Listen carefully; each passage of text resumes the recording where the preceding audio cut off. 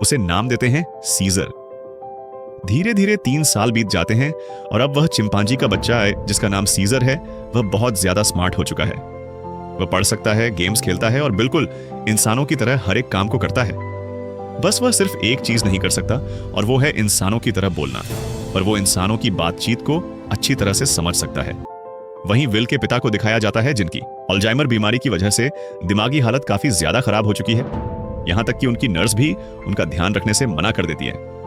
वो will say कहती है कि तुम्हारे पिता को अब हॉस्पिटल की जरूरत है, घर पर उनका टेक केयर नहीं किया जा सकता।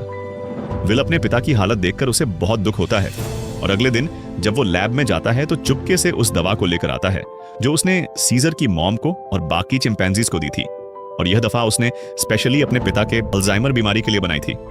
वो जानता था कि उसके पिता का बचना अब नामुमकिन है, इसलिए वो यह रिस्क लेता है और अपने पिता को अल्जाइमर की वो दवा इंजेक्ट कर देता है। विल के पिता पहले इंसान होते हैं जिनके ऊपर इस अल्जाइमर की दवा को यूज किया जाता है।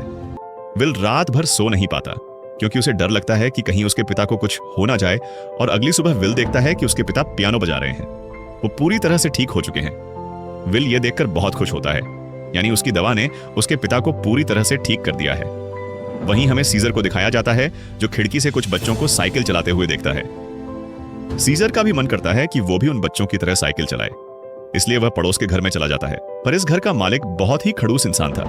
वो सीजर को देख लेता है